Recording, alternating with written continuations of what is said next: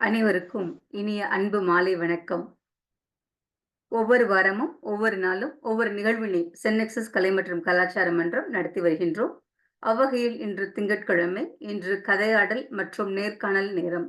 இன்று நிகழ இருப்பது கதையாடல்.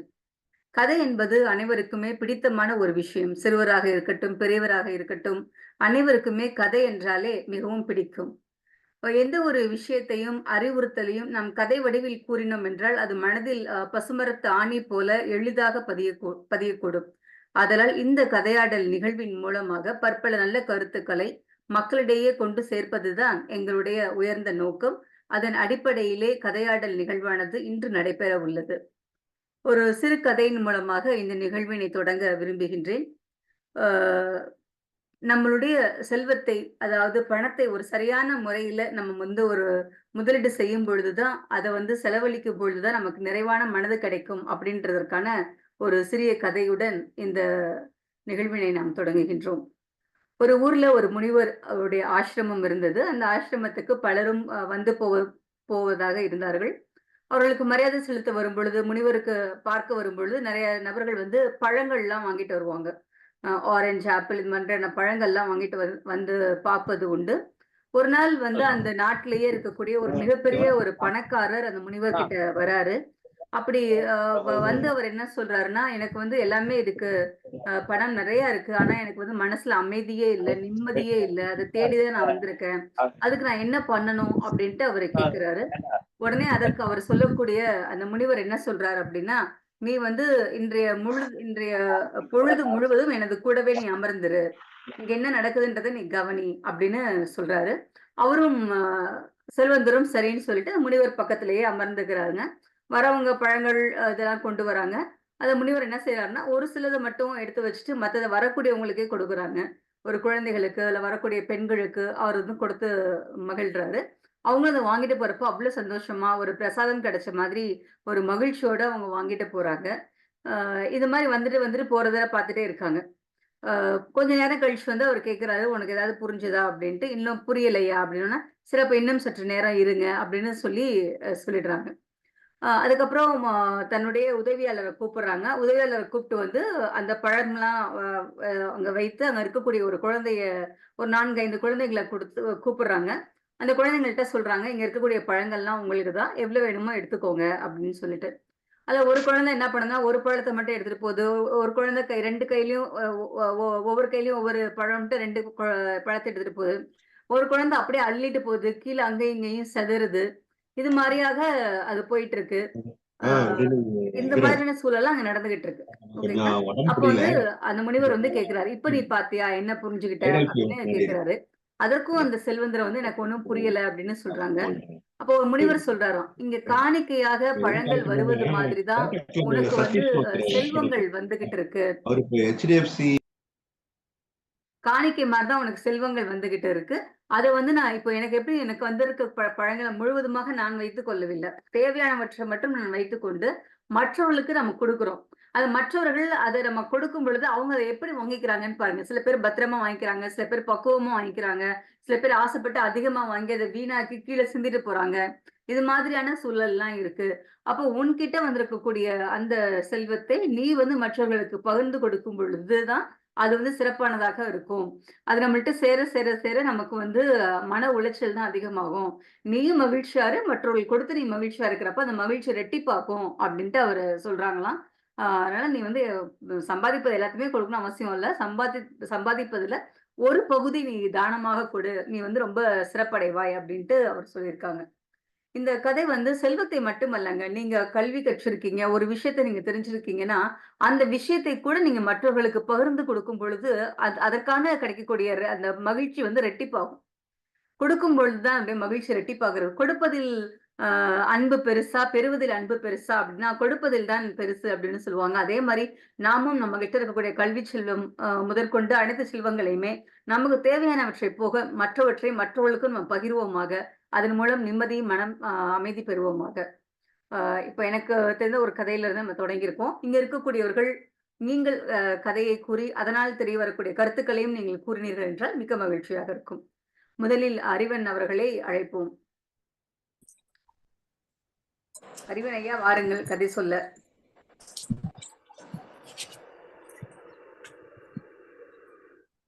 அகர்ஷானா வரீங்களா? அகர்ஷானா, நர்மதா, மனிஷா, குமுதா, அகிலாண்டம் அப்படின்ட்டு இணைஞ்சிருக்கீங்க. நீங்க யாராவது இதுல கதை சொல்ல விரும்புறீங்கன்னா உங்களுடைய பெயரை நீங்க பதிவு செய்யலாம். அம்மா வணக்கம். வணக்கம் வணக்கம் அறிவன் ஐயா, சொல்லுங்க. பயணத்துல இருந்தனால வண்டி ஓரம் கட்டிட்டு எடுக்கிறதுக்கு கொஞ்ச நேரம் சரிங்க, மன்னிக்கணும். சொல்லுங்க. காணொளிக்கு வாங்க. காணொலி வரணுங்கம்மா. ஆமா, வந்தீங்கன்னா கதை சொல்லக்கூடிய முகத்தை பார்த்தாங்கன்னா உங்களுக்கு இன்னும் கதை நல்லா பதியும் இல்ல. நான் இப்ப இருட்டுல இருக்கிறேன். நீங்க எப்பொழுதுமே இருட்டுல தான் இருக்கீங்க. ஏன்னா மத்த கதை வெளிச்சத்தை கொடுக்குறீங்களே. வாங்க. சொன்ன உடனே வண்டி நிறுத்தினதுனால ஓ, நிப்பாட்டிட்டு தானே வண்டி பேசுறீங்க? வண்டி ஓகே, நிறுத்துறேன். ஓரமா நிப்பாட்டிட்டு பேசிடுங்க. சொல்லுங்க, நீங்க என்ன கதை சொல்ல போறீங்கன்ற கேட்கறதுக்கு நாங்க ரொம்ப ஆர்வமா இருக்கோம். ஓரளவுக்கு தெரியும்னு நினைக்கிறேங்க. நல்லாவே தெரிகிறதையா, ஒளியிலே தெரிவது போல் தெரிகிறதையா, சொல்லுங்க. மகிழ்ச்சிமா. அந்த ஒரு ஊர்ல அப்படின்னு சொல்லி தொடங்கும் போது அதே போல ஒரு ஊர்ல ஒரு தலைவன் இருக்கிறான். அந்த தலைவன் திருமணமாகாத தலைவன். வேற்று நாட்டு அரசி, திருமணமாகாத ஒரு அரசி இருக்கா. அவளை பற்றி கேள்விப்பட்டு போறான். அந்த பெண்ணை அடையணும்னு சொல்லி போறான். அந்த பெண்ணு வந்து அழகான பெண், அறிவான பெண், மற்ற வீரம் தீரம் எல்லாம் நிறைந்த பெண் என்று கேள்விப்பட்டு போறான்.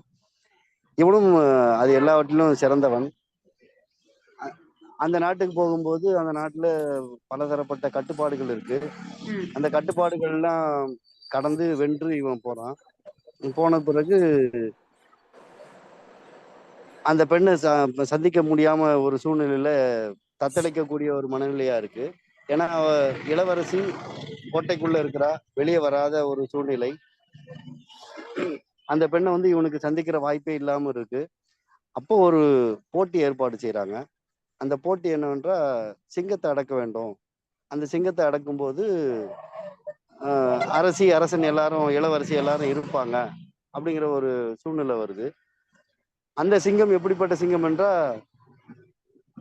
அந்த நாட்டு மக்களை கொன்று குவிக்கக்கூடிய ஒரு சிங்கம்.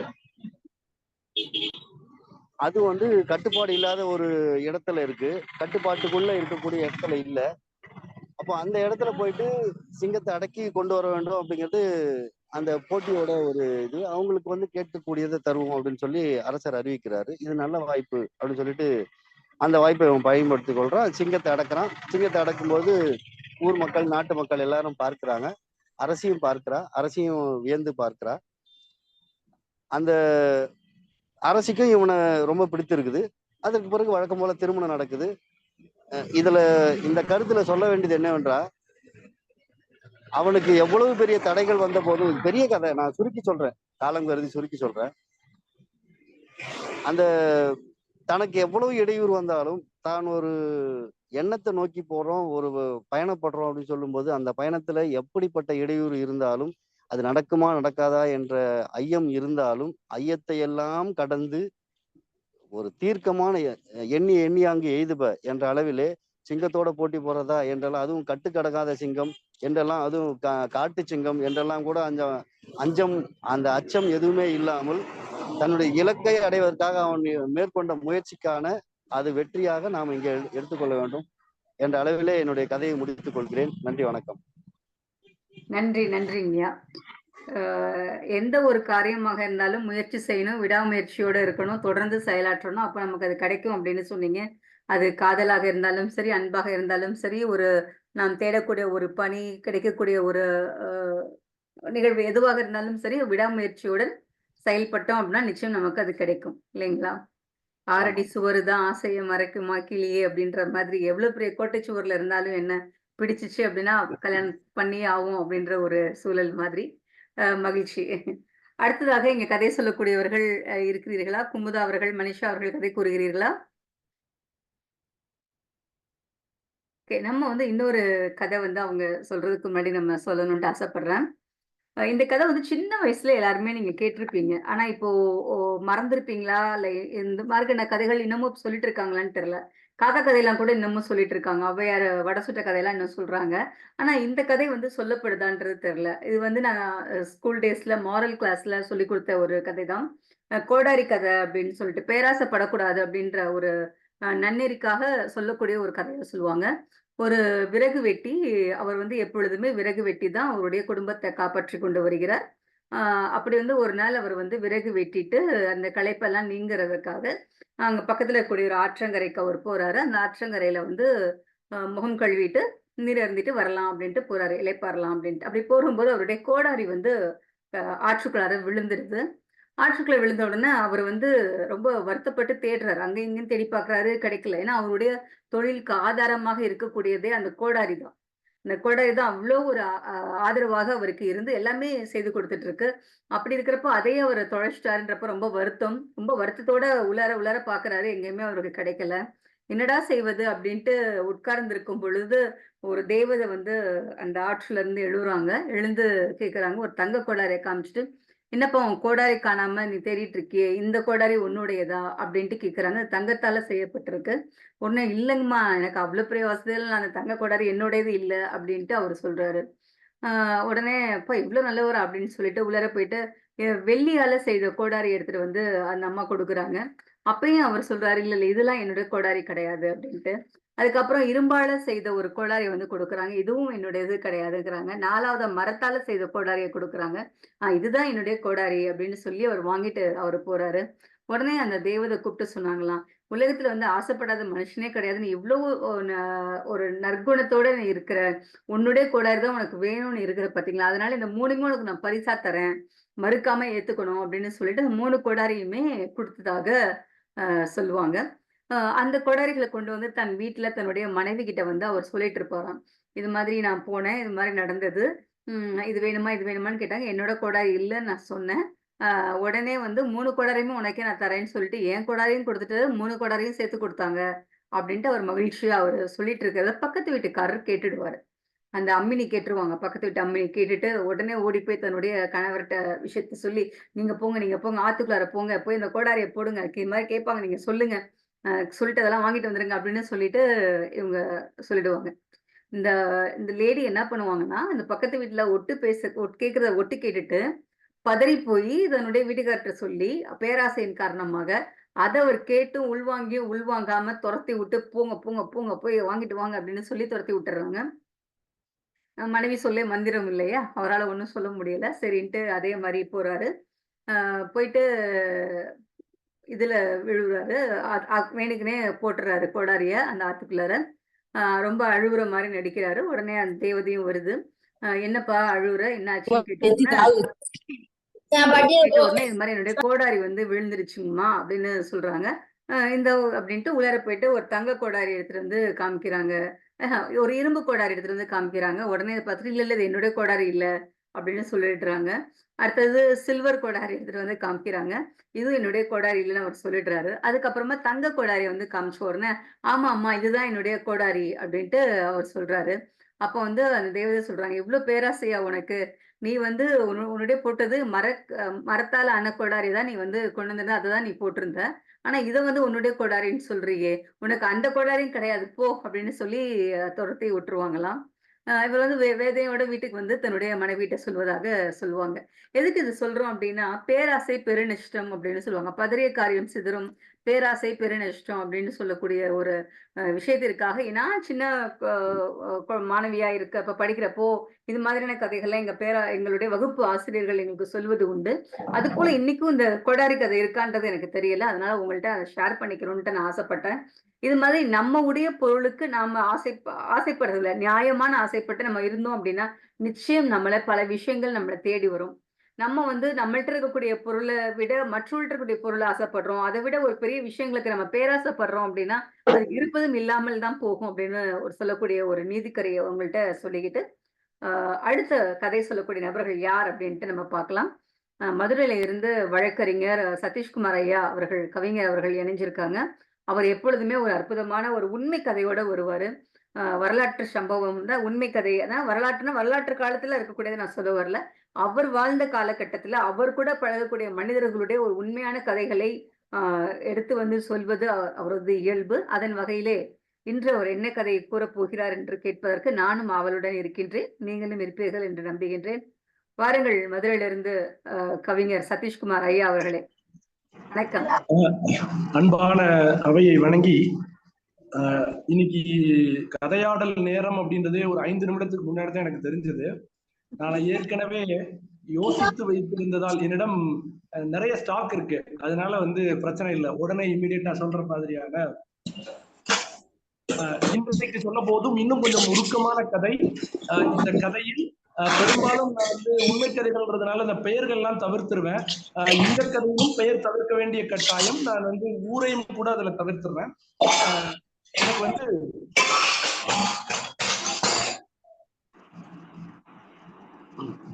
இந்த ஒரு மாலை நேரம், மாலை இல்ல, ஒரு நல்ல இரவு நேரம், இரவு 9:30 மணி இருக்கும், 9:30 மணி, ஒரு 10 மணி இருக்கும். 10 மணிக்கு வந்து எனக்கு வந்து என்னுடைய நண்பர்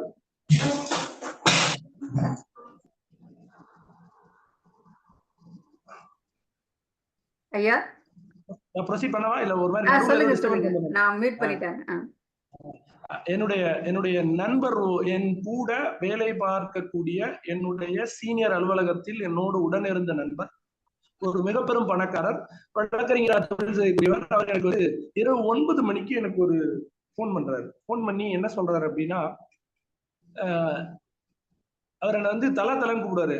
தலை, இந்த மாதிரி ஒரு சின்ன பிரச்சனை, எனக்கு அதை வந்து எப்படி ஹேண்டில் பண்றதுன்னு தெரியல, ஆனால் இந்த ஒரு இரவுக்குள்ள இந்த பிரச்சனையை நம்ம ஹேண்டில் பண்ணியே ஆகணும் அப்படின்னு சொல்லிட்டு அவங்க எனக்கு சொல்றாங்க. சொல்கிற போது என்ன பிரச்சனை அப்படின்னு கேட்டா, ஒரு பெண்ணும் ஒரு ஆணும், அந்த 2 பேர் வந்து என்னை தேடி வந்திருக்காங்க. அவங்க 2 பேரும் 18 கடவர்கள். வந்த பிறகு என்ன சொல்றாங்கன்னா, எங்களுக்கு கல்யாணம் பண்ணி வைங்கன்னு சொல்லி வந்திருக்காங்க. ஆனால் எனக்கு பார்ப்பதற்கு அவர்கள் இருவரும் எந்த விதத்திலுமே பொருத்தம் இல்லாதவர்கள் போல் இருக்கிறார்கள். ஏன்னா அந்த பையனை கேட்டா அந்த பையன் படிக்காத பையன், அந்த பொண்ணு இன்ஜினியரிங் படிச்சுட்டு இருக்கேன்னு சொல்லி சொல்றாங்க. பழக்க வழக்கம் எதை பார்த்தாலுமே பொருத்தம் இல்லாம இருக்கு. எனக்கு என்னமோ இது வந்து சரியா படாதனால நான் 2 பேரையும் கூப்பிட்டு வச்சு விசாரிக்கிறேன். விசாரிக்கிறப்போ அவருடைய ஊர் இந்த ஊர் என்றும், இன்னாருடைய ஊர் எந்த ஊர்னு விசாரிக்கிற போது என்னுடைய சொந்த ஊர் என்று அந்த பெண் சொல்கிறார். அதாவது என்னுடைய சொந்த ஊர் என்று அந்த பெண் சொல்கிறார்.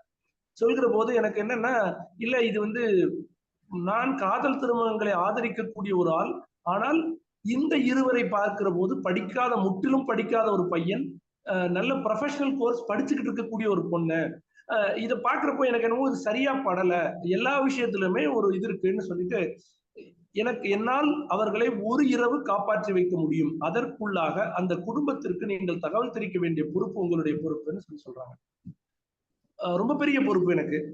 நல்ல நேரமாக என்னவோ தெரியல, என்னுடைய அப்பா வந்து நான் பிறந்த ஊரில் கொஞ்சம் நல்ல அறிமுகமான ஒரு நபர். நான் என்னுடைய அப்பாவோட சொல்றேன், இந்த மாதிரி அப்பா இந்த மாதிரி ஒரு பிரச்சனைன்னு சொல்லி நான் சொல்லும் போது மணி சரியா இரவு 11. அவர் எனக்கு கொடுத்திருக்கக்கூடிய நேரம் வெறும் 6 மணி நேரம். 6 மணி நேரத்திற்குள் நீங்கள் வந்தால் அந்த பெண்ணை இந்த இதுல இருந்து காப்பாற்ற முடியும், இல்லை என்றால் அவர்கள் கிளம்பி விடுவார்கள் அப்படின்னு சொல்லி சொல்றாங்க. அந்த பெண்ணுடைய பின்புலத்தை விசாரிக்கிறப்போ பெரிய கோடீஸ்வர வீட்டு பொண்ணு, என்னுடைய சொந்த ஊரில் இருந்து வந்த ஒரு பெரிய கோடீஸ்வர வீட்டு பொண்ணு. அப்போ அங்க இருக்கக்கூடிய இன்னொரு மிகப்பெரிய ஒரு செல்வந்தர், அப்பாவுடைய நெருங்கிய நண்பர், அவருக்கு 11 மணிக்கு கால் பண்றோம். ரொம்ப வித்தியாசமான ஒரு சினாரியோ. 11 மணிக்கு அவங்களுக்கு கால் போகுது. அவர் ரொம்ப பறி பார்த்துட்டு என்னென்ன இந்நேரத்துல கால் அப்படின்னு சொல்லி சொன்னோட விஷயத்த சொல்லி, தம்பி இந்த மாதிரி வெறும் 6 மணி நேரம் இருக்கு, அந்த 6 மணி நேரத்திற்கு உள்ளாக அந்த குடும்பத்திற்கு தகவல் சொல்ல வேண்டும், அவர்கள் அங்க வந்து சேர வேண்டும், வந்து சேர்ந்தால் மட்டுமே இது சாத்தியம்னு சொல்லி சொல்றாங்க. சொன்ன உடனே அந்த வீட்டுக்கு போனா அந்த வீட்டுல பெண் பிள்ளை காணான்னு சொல்லி ஒரு பதட்டம். அதனால வீட்டுல யாரு வந்து கதவை தட்டினாலும் கதவை திறக்கவே இல்லை. யாரு வந்தாலும், நான் சொல்லக்கூடிய அந்த செல்வந்தர் சொந்த ஊர் அந்த ஊராக இருந்தாலும் அவர் இங்க மதுரையில இருக்கிறார். சோ அவர் வந்து என்ன பண்றாரு, அவருடைய தொழிலாளி ஒருவரை அந்த வீட்டுக்கு அனுப்புகிறார். சிக்கல் என்னவென்று சொன்னால், அந்த வீட்டில் யார் போய் கதவை தட்டினாலும் அவர்கள் கதவை திறப்பதற்கு தயாராக இல்லை. பெரும் முயற்சிக்கு பிறகு அந்த வீட்டின் கதவு தட்டப்பட்டு அந்த வீட்டின் கதவு திறந்து விஷயம் அவர்களுக்கு தெரிவிக்கப்பட்டு அவர்கள் காலை 5 மணிக்கு வந்து விடுகிறார்கள். வந்த பிறகு அந்த பெண்ணை கூட்டி சென்று விடுகிறார்கள். அதன் பிறகு இன்னும் சுவாரஸ்யம் நடக்கிறது. அதன் பிறகு என்ன நடக்கிறது என்று சொன்னால், அந்த பையன் காவல் நிலையத்தில் ஒரு புகார் கொடுக்கிறார். அவளுக்கும் எனக்கும் திருமணமாகிவிட்டது. என்னுடைய மனைவியை என் மனைவி சார்ந்த ஊர்க்காரர்களும் என் மனைவியின் சொந்தக்காரர்களும் என் வீட்டிலிருந்து கடத்தி சென்று விட்டார்கள். என் மனைவியை மீட்டு தர வேண்டும் என்று உயர் நீதிமன்றத்தில் ஒரு வழக்கு. அந்த வழக்கு வருகிற போது இந்த பெண்ணுடைய தகப்பனாருக்கு நோட்டீஸ் வருகிறது.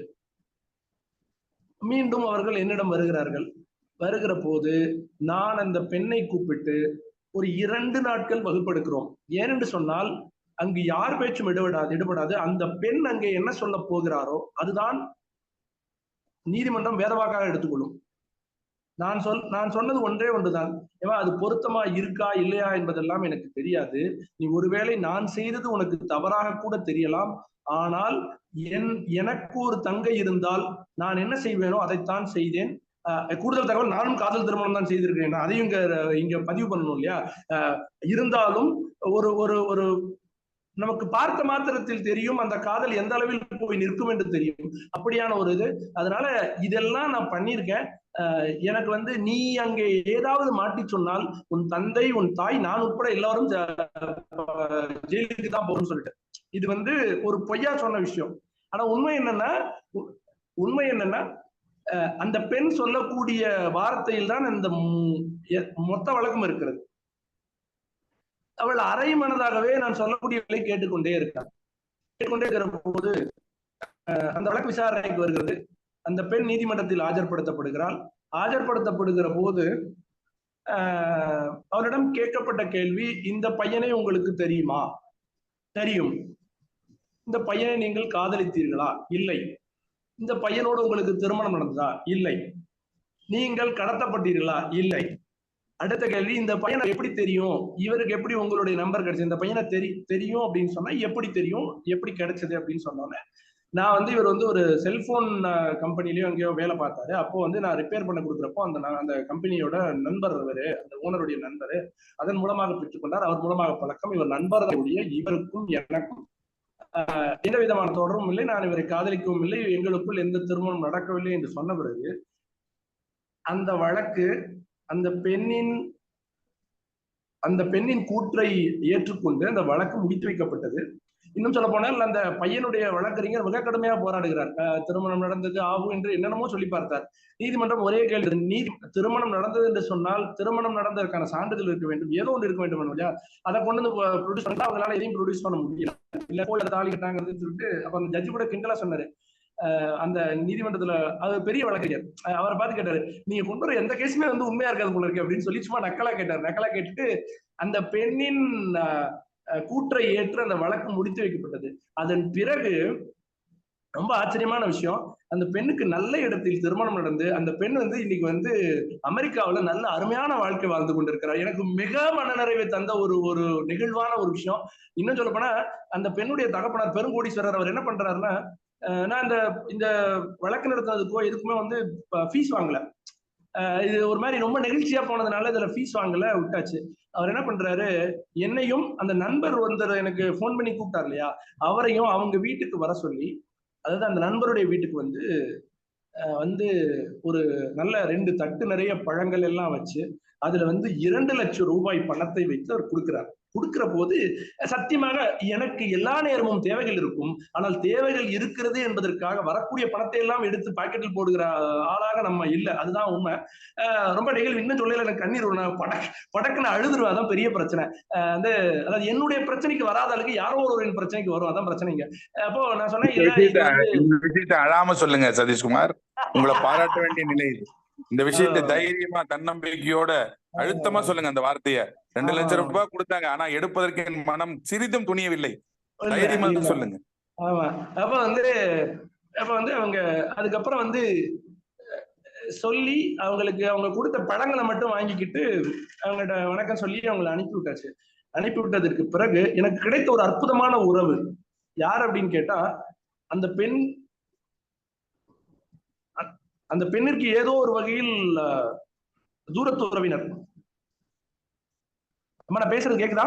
கேக்குது. நீங்க தான் தெரியல. நீங்க பேசுறது கேக்குது. ஒரே ஒரு நிமிஷம். அந்த பெண்ணுக்கு ஏதோ ஒரு வகையில் தூரத்து உறவினர் நான் பணிபுரியக்கூடிய அதே நீதிமன்றத்தில் வழக்கறிஞராக பணிபுரிகிறார். அவர் இன்னைக்கும் பாத்தீங்கன்னா என் மேல வைத்திருக்கக்கூடிய மரியாதை, எங்கு பார்த்தாலும் என்னிடம் நின்று நலம் விசாரித்து, அப்பா இருக்கிற வரைக்கும் அப்பா எப்படி இருக்காங்க, அம்மா என்ன பண்றாங்க, எல்லாத்தையும் இன்னைக்கு வரைக்கும் கேட்பாரு. அவர் ஒவ்வொரு முறையும் அழுத்தி சொல்லக்கூடிய விஷயம் அது கிட்டத்தட்ட ஒரு 4-5 வருடங்கள் கடந்து விட்டது. இருந்தாலும் கூட அவர் அடிக்கடி பார்த்து சொல்லக்கூடிய விஷயம், அந்த பொண்ணு ரொம்ப நல்லா இருக்கா, அதுக்கு முழு காரணம் நீங்க தான் சொல்லி. ஐயோ சத்தியமா நான் இல்ல, இது ஏதோ இது நீங்க கடவுள்னு வச்சுக்கலாம், இல்ல இயற்கைன்னு வச்சுக்கலாம், ஏதோ ஒரு விஷயம் நம்மளை கொண்டு கனெக்ட் பண்ணிருக்கு, கனெக்ட் பண்ணதுல கொண்டு சேர்த்துக்கணும்னு சொல்லி அவர் சொன்ன அந்த வார்த்தை ரொம்ப நெகிழ்வா, ரொம்ப நல்லா இருக்கா, அருமையான குடும்பத்தில் வாழ்க்கைப்பட்டு ரொம்ப அருமையான வாழ்க்கை வாழ்ந்து கொண்டிருக்கிறாள் என்று சொன்னார்.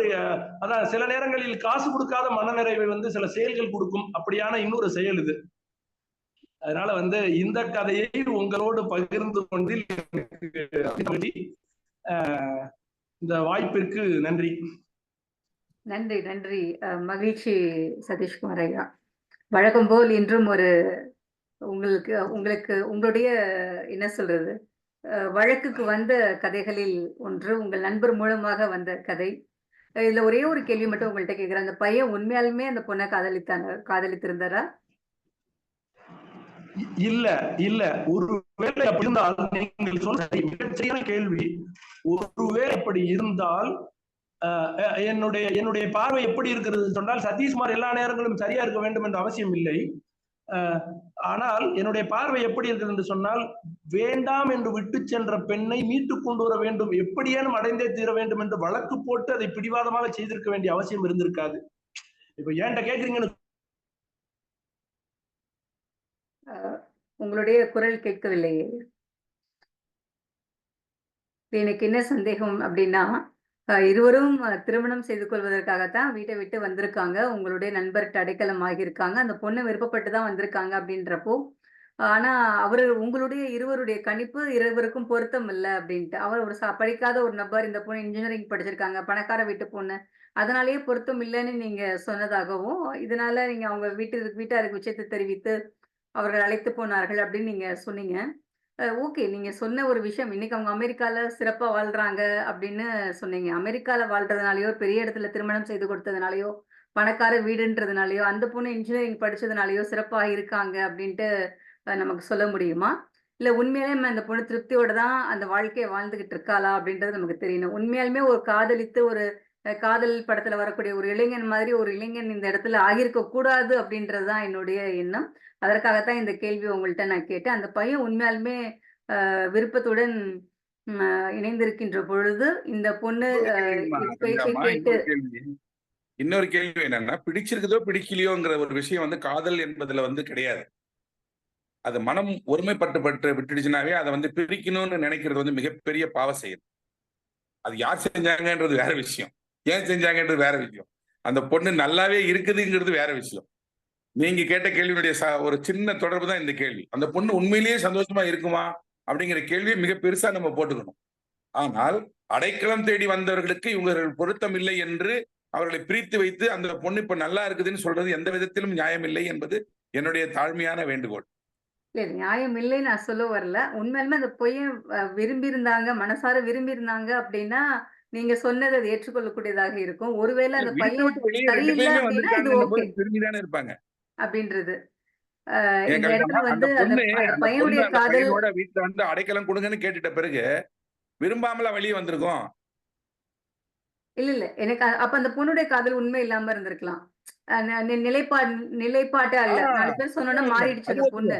ஆனா இந்த பையனுடைய காதல் உண்மையா இல்லையான்றது நமக்கு தெரியல இல்லைங்களா? அதற்காக நான் சதீஷ் ஐயாட்ட கேட்டேன். ஏன்னா அவருக்கு தான் அந்த கதையை முழுக்க தெரியும். அதனால அவர்கிட்ட கேட்டேன். ஆனா அவர் இப்பொழுது அமைதியாக, அதாவது ஒளித்தடை இருக்கின்றார். அடைக்கலம் அப்படிங்கிறது நம்ம அந்த வார்த்தையை மட்டும்தான் நம்ம ஏத்துக்கணும், யோசிச்சு பார்க்கணும்.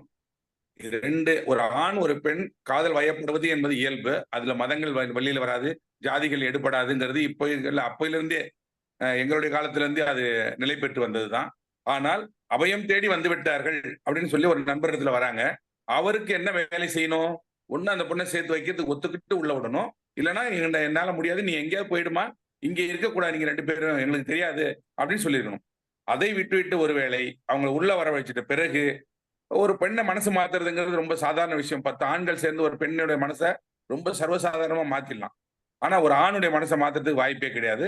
அவனை கிட்டத்தட்ட அவனை வந்து பவுண்ட் பண்றதுக்கு தான் பார்ப்பாங்க. அதாவது ஒரு சுற்று வட்டத்துக்குள்ள அவனை உட்கார வச்சிருவாங்க. ஐயா சொன்ன மாதிரி அது நடந்தது நிகழ்வுகள் நல்லா இருக்கலாம், கேட்கறதுக்கு வேணாம். ஆனால் இதுல இருக்கக்கூடிய சோகம் இதுவாக இருந்தால் அந்த சோகத்தில் என்னுடைய பங்கும் வருத்தத்தோடு கலந்து கொள்ளும். ஐயா இணைஞ்சிட்டாங்க. நீங்க அதாவது பேசிட்டு இருந்தோம், நீங்க இல்லாத பொழுது நாங்கள் நீங்கள் இல்லாமல் போயிருக்கீர்கள். என்னால பதில் சொல்ல முடியாம போயிடுச்சு. டக்குன்னு ஏதோ கனெக்ஷன்ல ஏதோ பிரச்சனை வந்துருச்சு. ஆமா ஆமா. இல்ல என்னுடைய எண்ணமும் இதுல வந்து முழுக்க அப்படி பண்ணணும்ன்றது கட்டாயமாக இல்லை. அந்த நேரத்தில் நான் வந்து காதலிலோ இல்ல வந்து திருமணத்திலோ இல்லை, அதுக்கு நானே நல்ல உதாரணமா சொல்லுவேன். பார்த்த மாத்திரத்தில் காதல் என்பதிலோ இல்ல வந்து எனக்கு வந்து நான் நம்பக்கூடிய ஒரு விஷயம் வந்து எப்படி வந்து ஒரு கனி வந்து பூவாய் பூத்து காயாய் மாறி அதன் பிறகு கனிந்து காதலாய் மாறுகிறதோ அது போல வந்து பார்த்த மாத்திரத்தில் காதல் என்பதில் எனக்கு உடன்பாடு முற்றிலும் இல்லை. அது மற்றவர்களோடு வேறுபடலாமா என்னவோ எனக்கு தெரியல. ஒரு யாரோ ஒருத்தரை பாக்குறீங்க, அங்க எந்த விதமான ஈர்ப்பும் இல்லாத நட்பாய் இருந்து முதல்ல ஒரு நபராய் அறிமுகமாகி அது நட்பாய் மாறி, நட்பு இன்னும் ஆழமான நட்பாய் மாறி, அதன் பிறகு அது காதலாய் மாறி திருமணமாக ஆனால் அந்த இடத்தில் எந்த நீங்கள் சொல்வது புரிகிறது. ஆனால் பெண் பார்க்க வரும்பொழுது ஒரு தேநீர் அருந்தக்கூடிய நேரமே ஒரு பெண்ணுக்கு உரிமை வழங்கப்படுகிறது. இந்த மாப்பிள்ளை உனக்கு பிடிச்சிருக்கா பிடிக்கலையா அப்படின்ட்டு. தேநீர் வரும் அந்த ஒரு 5 நிமிஷம் 10 நிமிஷத்துல மாப்பிள்ளையை முடிவு பண்ணிடுறாங்க. 1000 காலத்து பயிர்ன்ற மாப்பிள்ளையை முடிவு பண்ணிருக்கிறாங்கன்றப்போ பார்த்தவுடன் வரக்கூடியது, பார்க்காமலே வரக்கூடிய காதல் எல்லாமே இருக்கு இல்லைங்களா? அதெல்லாமே நம்ம பார்த்திருக்கோம்ல. காதல் எழுத்து படிப்போ பணக்காரர் ஏழை அப்படின்றதோ நிறம் சம்பந்தப்பட்டதோ இல்லை. இது தனிப்பட்ட கருது. நான் வந்து உண்மையிலே எதிரானவன் நிச்சயமாக அல்ல. என்னுடைய கதையை நான் சொல்லியிருக்கிறேன். எனக்கு இருந்த சூழல், எனக்கு வழங்கப்பட்ட இது எல்லாமே இன்னைக்கு வரைக்கும் நான் சொல்லக்கூடிய ஒரு விஷயம் என்ன அப்படின்னா, ஒரு உதாரணத்துக்கு சொல்றேன். நான் நீங்க கிளாரிஃபை பண்ணணுன்றதுக்காக சொல்றேன். நான் ஒரு உதாரணத்துக்கு சொல்றேன். நான் ரொம்ப உறுதியா சொல்லக்கூடிய விஷயம், இன்று என் தாய் தந்தையிடமோ இல்ல அவங்க என்ன வந்தாலுமோ அவர்களிடமும் நான் 10 பைசா கூட பெறக்கூடாது. நான் பிச்சை எடுத்தாலும் ஒரே ஒரு நிமிடம் தவறாக எண்ணிக்க வேணாம். நான் உங்கள் கேட்கலாம். அந்த பையனை சொல்றேன். நீங்கள் சொன்னீங்க அந்த பையன் உண்மையிலேயே காதலித்து இருந்தாரா, இல்லை அந்த பெண் பணக்கார பெண் என்பதற்காக ஏமாற்றும் பொருட்டு காதல் நாடகத்தை அரங்கேற்றினாரா? இந்த 2 கேள்விதான் என்னுடையது. அவர் உண்மையாலுமே ஒரு காதலித்து இருந்தால் அந்த பெண்ணை நீங்கள் மூளை செலவை செய்து அவரிடமிருந்து பிரித்திருக்கிறீர்கள் என்று அர்த்தமாகிவிடும். இல்ல அவர் வந்து ஏமாற்றுத்தனத்தோடுதான் அப்ரோச் பண்ணிருக்காரு அப்படின்னா நீங்கள் செய்த விஷயம் ஒரு மிகப்பெரிய ஒரு விஷயமாகிவிடும். அந்த பெண்ணை காப்பாற்றி இருக்கிறீர்கள் என்று ஆகிவிடும். இல்ல இதுல இன்னொரு விஷயத்தை கிளாரிஃபை பண்ணவே எனக்கு சொன்னாரோ, என்னுடைய உறவினரோ என்னுடைய நண்பரின் பிள்ளையோ யாருமே இல்லை. அதாவது காதலுக்கு எதிர்ப்பு தெரிவிக்கக்கூடிய ஒரு முற்போக்கு உள்ள ஒரு ஆள் அப்படின்னு அதுவும் இல்லை. ஆனால் எனக்கு அந்த நேரத்தில் அவர்கள் சொன்னதை வைத்து பார்க்கிற போது ஒருவேளை நீங்கள் சொன்னது பிரிப்பதற்கான வாய்ப்பு இருந்தது, நான் அதை செய்தாக இருந்தாலும் கூட அந்த பெண்ணிற்கு வாய்ப்பு இருந்தது. நான் அவங்க அப்பாட்ட கூப்பிட்டு சொன்னப்ப என்ன சொன்னேன்னா, ஒருவேளை அந்த பெண் உண்மையிலே பெண் வந்து அந்த பையனை விரும்பி இருந்தா நீங்க தடுக்கவே முடியாது. அந்த பொண்ணு நீதிமன்றத்துல என்ன சொல்கிறாளோ அதுதான் நடக்கும். ஒருவேளை அந்த காதல் உண்மையாக இருந்திருந்தால் அந்த பெண் அவனோடு சேருவதற்கு நீதிமன்றமே வந்து உத்தரவு வழங்கியிருக்கும், நீதிமன்றமே அனுப்பியிருக்கும். இங்கே மூளை செலவு என்பதும் அப்படி நடந்த மாதிரி எனக்கு தெரியல.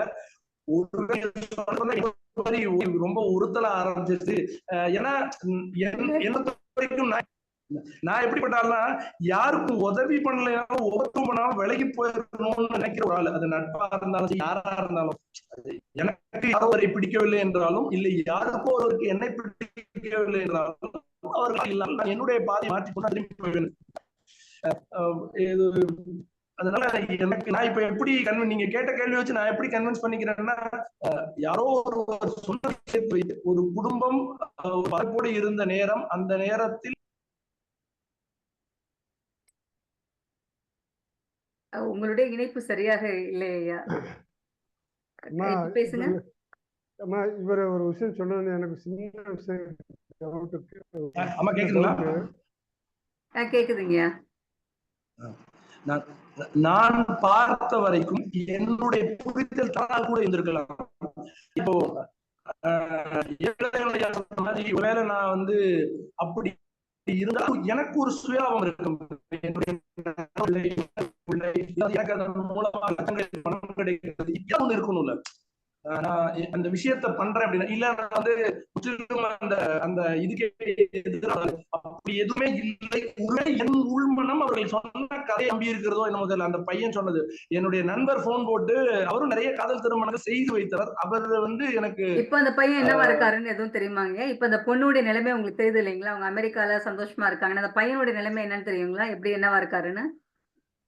எனக்கு உண்மையிலே அந்த பையனை நான் பார்த்தது கூட கிடையாது. அந்த ஒரே நாள், அந்த ஒரு நாள் நான் அந்த பையனை அங்க நீதிமன்றத்துல பார்த்ததோடு சரி, அதன் பிறகு நான் பார்க்கவே இல்லை. எனக்கு தெரியல.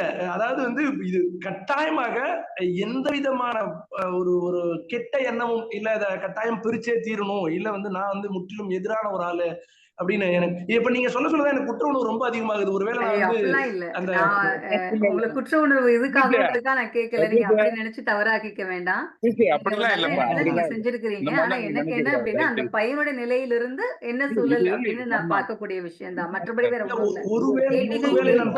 சகஜம் இல்லைங்க. நீங்க இதுக்காக நீங்க வருத்தப்படணும் அவசியம் இல்லை. அந்த பொண்ணுடைய காதல் உண்மையா இருந்தா நீங்க என்னதான் பேசியிருந்தா அந்த பொண்ணு மாறி இருக்க கூடாது. அந்த பொண்ணு மாறி இருக்காங்க அப்படின்னா அந்த பொண்ணுக்கு உண்மையான காதல் இல்லைன்னு தான் அர்த்தம். அதனால அது பிரச்சனை இல்லை. நீங்க சொன்னது வருத்தமே பட வேண்டாம் நீங்க. ஆனா அந்த பையனுடைய இல்ல நான் அவங்க அப்பாவிடம் சொன்னதுமே அதான். அதாவது வந்து யார் நினைத்தாலும் ஒருவேளை அவர்கள் காதல் உண்மையாக இருக்கும் பட்சத்தில் அந்த பெண் அங்கே நீதிமன்றத்தில் என்ன சொல்கிறாளோ அதுதான் நடக்கும் ஒழிய வேற எதுவும் நடக்காதுன்னு சொல்லிதான் நான் வந்து அவங்க அப்பா அம்மா கிட்டே சொல்லி வச்சிருந்தேன். இதுல வந்து அதாவது என்ன அப்படின்னு கேட்டா, இதுல இல்ல இத பிரிக்கணும் அப்படின்ற மாதிரியான எண்ணமோ இல்ல, அதுல எதுவும் நமக்கு ஏதோ லாபம் இருக்கும், இந்த குடும்பம் பெரிய குடும்பம், நமக்கு லட்சக்கணக்கில் ஃபீஸ் கிடைக்கும், சத்தியமா அந்த மாதிரி எதுவுமே இல்ல அப்படின்னு நினைக்கிறப்போ கேட்ட கேள்விக்கு நான் பதில் சொல்ல வேண்டிய கட்டாயம் என்ன? அப்படிலாம் ஒண்ணு இல்ல அம்மா. நான் குறிக்கிறதுக்கு மன்னிக்குங்கம்மா. நான் சதீஷ் தம்பிகிட்ட நான் ஒரு தைரியம் கொடுக்கணும். முதல்ல இது வந்து நாம வந்து சரியா தப்பான்ற நிகழ்வு இல்ல. நீங்க சொல்றக்கூடிய கதையில இருக்கக்கூடிய நேர்த்தியை உங்களுடைய சொல்ல நீங்க எப்படி சொல்றீங்கன்றத அம்மா பாக்குறாங்க. அதுல ஏற்படக்கூடிய சின்ன சின்ன இப்படி இருக்கலாமாங்கிறது தான் ஒரு அனுமானம் தான். பொறுப்பாளி நீங்க தான். அது உங்க மனசுல நீங்க சொன்னீங்க ஒரு வார்த்தை, இந்த நேரத்துல எனக்கு ஒரு உள்ளம் என்ன வேலை செய்தோ நான் அதை மாதிரி செஞ்சுட்டேன் அப்படின்னு. அதை ஏத்துக்கிறோம் நாங்க. அதுல எந்த விதமான மாற்று கருத்தோ எதிர்ப்பு கருத்தோ எனக்கு கிடையாது, அம்மாவுக்கு இருக்காது கண்டிப்பா. இது நாம வந்து பொது உடைமைவாதியா நம்ம இல்ல. ஒரு சந்தேகம், ஒரு இப்படி இருந்தா நல்லா இருந்திருக்குமே ஒரு அபிலாஷை தான். ஆனால் அங்க என்ன நம்ம கேட்கிறோம்னா, அந்த பெண் அந்த நீதிமன்றத்துல நின்று என்ன சொன்னாங்கிறது எங்களுக்கு ஒரு சந்தேகம். அம்மா சொன்ன மாதிரி நீங்க பொண்ணுக்கு மேல எடுத்துக்கொண்ட அக்கறை, இப்போ அவ நல்லா இருக்கிறா, அமெரிக்காவில இருக்கிறாங்கிறது சந்தோஷம் தான். ஆனால் மனித நேயம் என்பது என்னன்னா, ரெண்டு பக்கமும் தராசுல பார்க்கணும். நீதியினுடைய கண்கள் ஏன் கட்டப்பட்டுள்ளதுன்றது தராசு தான். அது வந்து என்ன காரணம் அப்படின்னா, அம்மா கேட்ட மாதிரி அந்த பையனுடைய நிலையை நீங்கள் கருத்தில் கொண்டு என்றாவது ஒரு நாள், இப்ப கூட இதுக்கப்புறம் கூட நீங்க துளாவி எங்கேயாவது பாத்துக்கிட்டு அவன் எப்படி இருக்கிறான்னு பாத்துட்டு அந்த நிலையை நீங்க இங்க வந்து சொல்லிட்டீங்கன்னா, இன்னும் அவங்க அம்மாவுடைய கவிதா அம்மாவுடைய மனமும் சரி, என்னுடைய மனமும் சரி, இங்க பாக்குறோம் உங்க நிலையும் சரி. நீங்க அவ்வளவு தூரம் மெனக்கடணும் அவசியம் இல்லையா? இப்படி கூட நீங்க உங்க மனசை இப்பொழுதே கூட நீங்க சந்தோஷப்படுத்திக்கோங்க. ஏன்னா நீங்க வந்து ஒரு நல்ல காரியம் பண்ணிருக்கீங்க. அந்த பொண்ணுடைய மனசு சரியில்லை. சரிங்களா? அது பெரிய பொண்ணா இருக்கட்டும், பணக்கார வீட்டு பொண்ணா இருக்கட்டும், இன்ஜினியரிங் படித்த பொண்ணா இருக்கட்டும், அழகான பொண்ணா இருக்கட்டும், எதுவானாலும் இருக்கட்டும். ஆனா காதலித்த ஒரு விஷயத்தை, வீட்டை விட்டு வெளியில வந்த விஷயத்தை பல பேர் பேசினாங்கன்றதுக்காக என்னைக்கு மாறனுச்சோ அன்னைக்கு அந்த பொண்ணு வந்து நல்ல ஒரு காதல்ல கிடையாது. அப்படிப்பட்ட பொண்ணிடம் இருந்து அந்த பையனை நீங்கள் காப்பாற்றி இருக்கீர்கள் நினைச்சுக்கோங்க, சந்தோஷப்பட்டுக்கோங்க. ஓகே, இதுக்காக நீங்க வருத்தப்பட்டு அப்படின்ட்டு நீங்க நினைச்சுக்க வேணாம். விஷயம் இப்படி எடுத்து போனீங்க. நீங்க கேட்கறது எந்த தப்புமே கிடையாது. என்னிடமும் இதே போல என்னுடைய வேண்டப்பட்ட இருவருமே என்னை அக்கா அக்கா என்று அழைக்கக்கூடியவர்கள் இந்த நிகழ்வை யார் பார்க்கறாங்களோ என் சம்மந்தப்பட்டவங்க அவங்க தெரியும் நான் யாரை சொல்றேன்ட்டு. ஒருத்தர் இந்து மதம், ஒருத்தர் கிறிஸ்துவ மதம், பெண் இந்து, பையன் கிறிஸ்டின். சரிங்களா? என் கூட தான் கிட்டத்தட்ட ஒரு 5-6 வருஷமா டிராவல் பண்றாங்க. அப்பெல்லாம் இவங்க 2 பேருமே லவ் பண்றாங்கன்னே தெரியாது. திடீர்னு அந்த பொண்ணு வீட்ல மாப்பிள்ளை பார்க்கும் பொழுது, என்னடா இங்க பாரும்மா இந்த பொண்ணு ஒத்துக்கவே மாட்டேங்கிறாங்கன்னு அவங்க அம்மா என்கிட்ட வருத்தப்படும் பொழுது, நான் இவள்ட்ட கேட்கிறப்போ கவுன்சிலிங்காக உட்கார்றப்போ அவ என்கிட்ட சொல்றா. இந்த மாதிரிக்கா அப்படின்ட்டு. ஒண்ணும் சொல்லல. 2 பேத்தையும் கூப்பிட வச்சு ஒரு 1/2 மணி நேரம் தான் நான் பேசினேன். அதுக்கப்புறம் பார்த்தா 2 பேத்துக்குமே திருமணம் ஆயிடுச்சு. ஆனா என்னன்னா, இந்த பொண்ணுக்கு அவங்க வீட்டு பார்த்த பையனோடையும், இந்த பையனுக்கு அவங்க வீட்ல பார்த்த பொண்ணோடயும் தான் திருமணம் ஆனுச்சு. காரணம் என்னன்னா, கேட்ட ஒரு விஷயங்கள் தான். இப்போ காதலிக்கிறீங்க, ஒண்ணும் பிரச்சனை இருக்காது. சினிமாக்கு போவீங்க, பார்க் போவீங்க. பீச்லாம் திருச்சியில கிடையாது. சரிங்களா? அதனால பார்க் போவாங்க, சினிமாக்கு போவாங்க, ஃப்ரெண்ட்ஸ் வீட்டுக்கு போவாங்க, அவ்வளவுதான். ஆனா திருமணத்திற்கு பிறகு ஞாயிற்றுக்கிழமைனா சர்ச் போவீங்களா? வெள்ளிக்கிழமைனா கோவில் போறீங்களா? யோசிக்கிறாங்க. பிரச்சனை வருது. பிள்ளைக்கு என்ன பேர் வைப்பீங்க? பிரச்சனை வருது. என்ன மாதிரியான பொண்ணு மாப்பிள்ளைய பார்ப்பீங்கன்னா பிரச்சனை வருது. அப்பயே அவங்க யோசிக்க ஆரம்பிக்கிறாங்க. நிறைய விஷயங்கள். இத கொஞ்சம் நம்ம வந்து அள்ளி போடுவோம். அவங்கள்ட்ட நிலப்பாடு எப்படி இருக்குன்னு பார்க்கறப்ப அவங்கள்ட்ட 2 பேத்துடைய மனசுமே மாறி போகுது. அப்போ 5 வருடம் இருக்கக்கூடிய ஒரு உண்மையான காதலை நம்ம பிரிச்சு வச்சுட்டோம். நம்ம வில்லி அப்படின்ற மாதிரிலாம் கிடையாது. உண்மையான சூழ்நிலை அவர்கள் சொல்லி, எத்தனை பிரச்சனை வந்தாலும், எத்தனை இது வந்தாலும் நாங்க தாங்கிக்கிறோம் அப்படின்னா மட்டும்தான் அது உண்மையான காதலாக இருக்க முடியும். சூழ்நிலையை ஏற்று பின்னாடி வரக்கூடிய விஷயத்த அப்பதான் அவங்க உணர்ந்துகிட்டு, ஆமா அம்மா இதெல்லாம் சரிப்பட்டு வராது 2 பேத்து குடும்பத்துக்கும். நாங்க இப்பயே பிரிஞ்சுறதான் சரின்னு காதலுக்கு வராத மாதிரி அப்பயே அவங்க பிரிஞ்சு போயிட்டாங்க. இன்னைக்கு இருவருடைய குடும்பத்திலயுமே சந்தோஷமா இருக்காங்க. மகிழ்ச்சியா இருக்காங்க. பாத்துக்கிறாங்களா இல்லையான்னு தெரியாது. நான் தனிப்பட்ட முறையில இவங்க குடும்பத்துக்கும் போயிட்டு இருக்கேன், இவங்க குடும்பத்துக்கும் போயிட்டு இருக்கேன். சந்தோஷமா தான் இருக்காங்க 2 பேருடைய வாழ்க்கையிலயுமே. ஓகேங்களா? அது மாதிரி வந்து நீங்க வந்து ரொம்ப வருத்தப்படாதீங்க. உங்களுடைய முகம் வந்து ரொம்ப வருத்தமானதா தெரியுது. வருத்தமே படாதீங்க. இல்ல இல்ல ஏன்னா இப்படிப்பட்ட மாறிக்கிட்டே இருக்கக்கூடிய எண்ணமுடைய ஒரு பொண்ணுகிட்ட இருந்து நீங்க அந்த பையனை காப்பாத்திருக்கீங்கன்னு சந்தோஷப்பட்டுக்கோங்க. அந்த பையன் நல்லவனா இருக்கிற பட்சத்துல அப்படியும் இருக்கட்டும். ஓகேங்களா? அதனால நீங்க வருத்தப்பட வேணாம் ஐயா. உங்க உள்மனசு இல்ல இல்ல கேட்டீங்க, நீங்க செஞ்சீங்க, அவ்வளவுதான் முடிஞ்சு.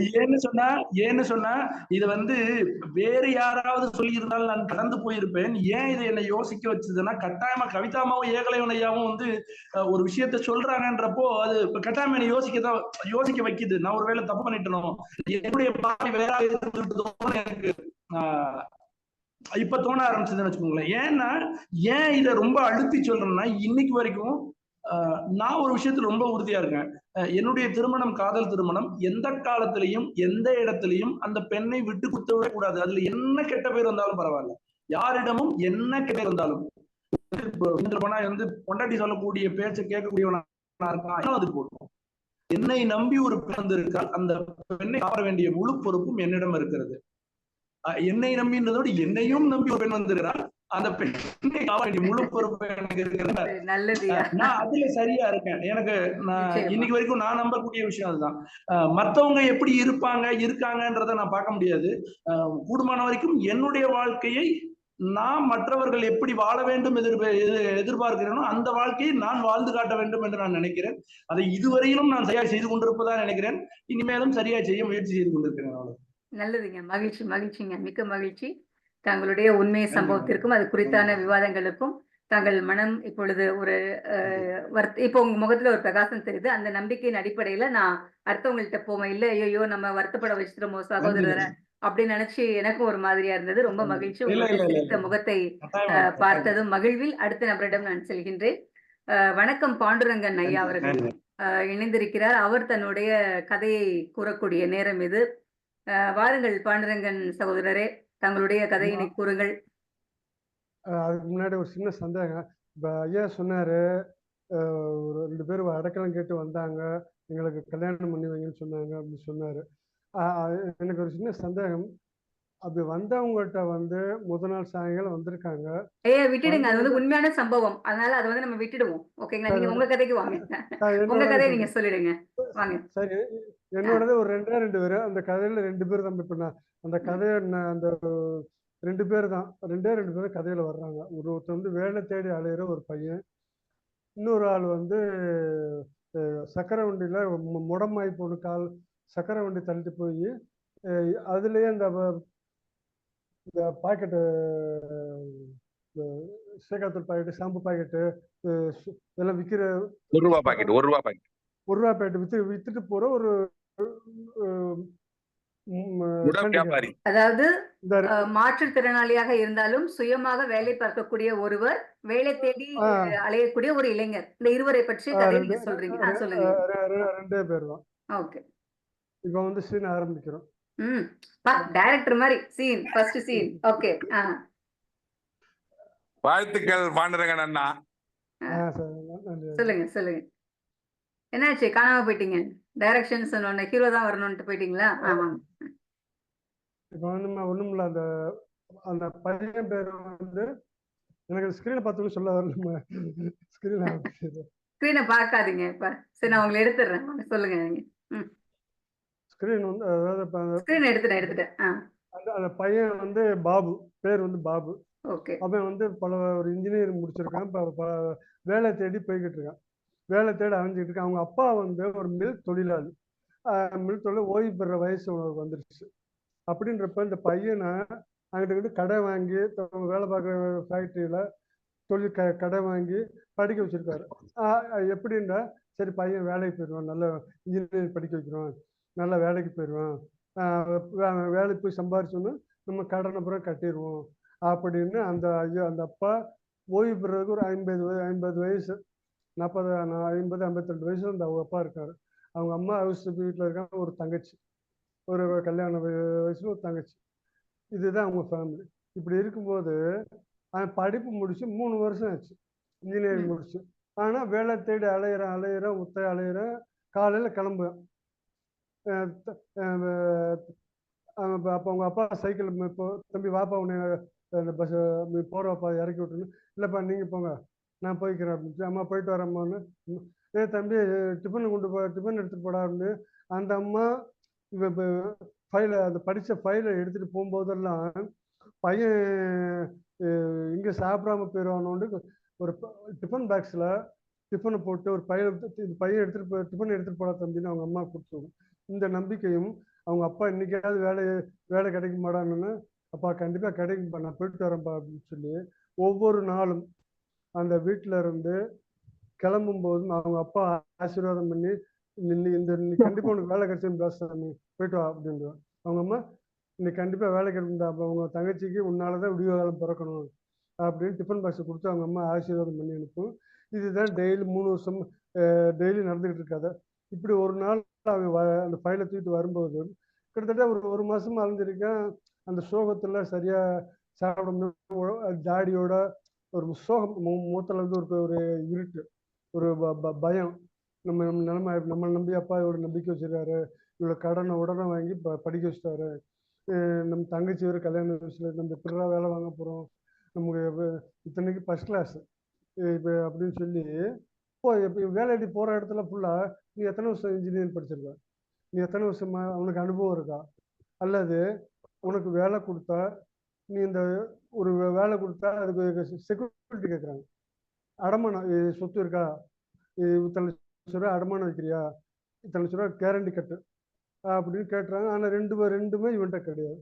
திறமை இருக்கு, பார்க்கணும்னு திறமை இருக்கு, அதை நம்பி போறேன். இப்படி ஒரு நாள் வந்து இப்போ கதைக்கு வருவோம். இதுக்கு முன்னாடி சொன்ன பிறகு முன்கதை சுருக்கம். அப்படியே ஃபைலை எடுத்துட்டு வரேன். நைட்டு 8 மணி. 8 மணி வழக்கமாக ஒரு சென்னையில் ஒரு பாலத்துக்கிட்ட வருவேன். வழக்கமாக டீ சாப்பிட்ற டீ கடை ஒன்று வரும், ஸ்டால் வச்சு.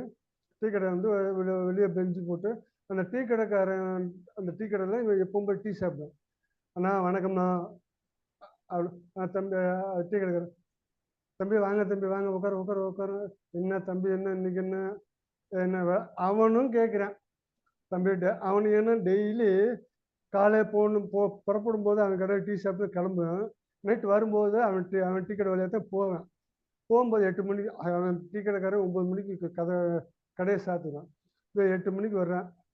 ஆனால் அந்த டீ கடைக்கார பையன் கடைக்காரன்னு, தம்பி இன்னைக்கு என்ன வேலை கிடைக்கிற மாதிரி இருக்கா, உங்க அப்பாவுக்கு என்ன பதில் சொல்ல போறோம் அப்படின்னு.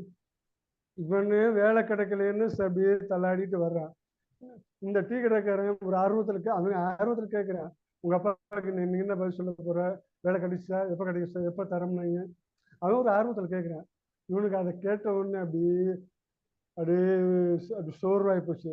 என்னடா பதில் சொல்றது, இவனுக்கு என்ன பதில் சொல்றது, வீட்டுக்கு போனா அப்பாவுக்கு என்ன பதில் சொல்றதுன்னு ஒரே சோகம்.